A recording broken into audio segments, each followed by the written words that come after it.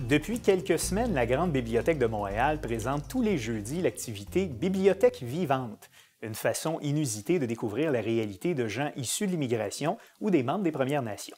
Pour nous parler de cette initiative, nous recevons Marie-Pierre Gadouat, qui est chargée de projet chez Bibliothèque et Archives nationales du Québec. Madame Gadouat, bonjour. Bonjour. Bienvenue à l'émission. Merci. Expliquez-nous, qu'est-ce que c'est que l'activité Bibliothèque vivante?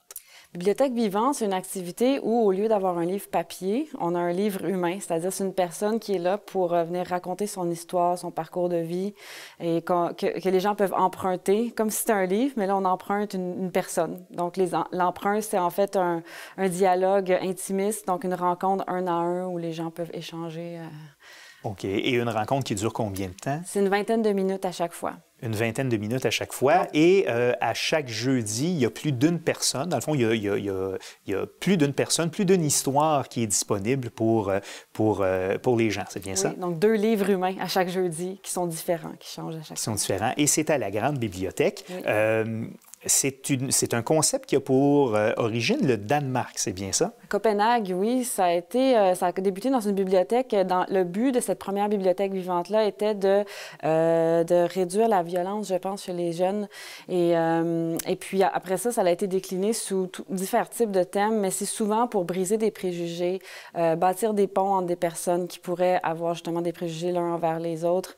Donc, ça peut être la diversité culturelle, comme celle qu'on fait à la Grande Bibliothèque, mais ça peut être aussi sur, mettons, la santé mentale, l'itinérance, des gens qui ont vécu de la toxicomanie, etc. Donc, c'est très varié. Donc, une façon pour des gens qui ont une histoire à raconter, qu'elle soit joyeuse ou moins joyeuse, de la partager avec des gens.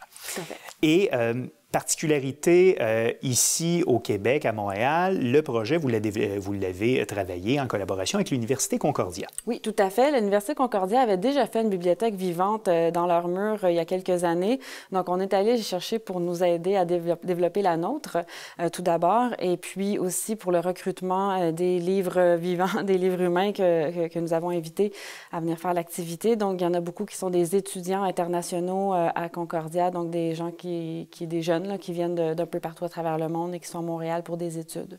Et l'activité se déroule en français, principalement? Oui. La majorité des gens parlent français? Oui, l'activité est officiellement en français, mais on laisse les gens glisser vers la langue qu'ils désirent durant l'entretien.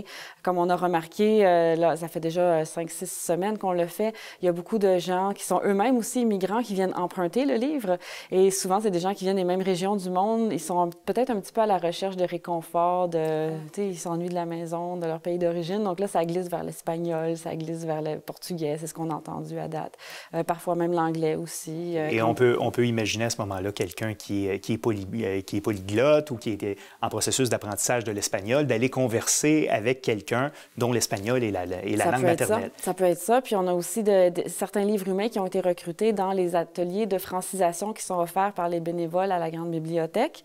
Donc, nos livres humains sont en apprentissage de français, donc c'est parfait, ça leur offre une pratique. Et nous avons eu quelques participants dans les emprunteurs qui sont venus expressément pour pratiquer leur français. Donc, encore une fois, c'est voilà. Une pierre deux coups. Donc, une belle occasion en même temps de pratiquer la langue française. Et je le disais en début d'entrevue, particularité, ce ne sont pas que des membres des communautés culturelles, des gens issus de l'immigration. Il y a aussi des membres des Premières Nations qui participent à votre activité. Tout à fait. Premières Nations et Inuit, je dois dire. Quand je suis arrivée sur le projet, il y avait effectivement que des immigrants, ce qui est très bien, là, mais donc j'ai fait un effort pour qu'on aille recruter du côté des premiers occupants de la province ici. Donc, on a un Algonquin, on a une Inuit de Kuujjuaq et on a aussi un Autochtone qui vient du Salvador, de la nation Pipil. Oh, OK. Ouais. Donc, vraiment des Autochtones, pas juste du Québec, mais d'ailleurs dans les Amériques. Oui. Il reste peu de temps pour l'édition de cette année de l'activité. C'est jusqu'au 30 mars. Le 30 mars, quels seront les participants qui seront sur place à la Grande Bibliothèque? Il y a Martha, qui est une étudiante de Concordia et qui vient du Rwanda. Et il y a Fred, qui est un jeune Anishinaabe algonquin qui habite Montréal. Donc, ils seront disponibles. Et c'est de quelle heure à quelle heure? C'est de midi à 15 heures inclusivement. Préférablement, on réserve en ligne avant. C'est sur le site Internet de BANQ. Mais on s'arrange toujours pour garder un petit peu de place là, de libre pour les passants de dernière minute, les usagers de la grande bibliothèque. Je dois dire que ça a été très bénéfique qu'on le fasse jusqu'à date, notamment. Il y a beaucoup d'usagers à la grande bibliothèque qui vivent un grand isolement, des gens qui sont en situation d'itinérance, par exemple, et on fait un effort pour les inclure, les inviter à participer à l'activité.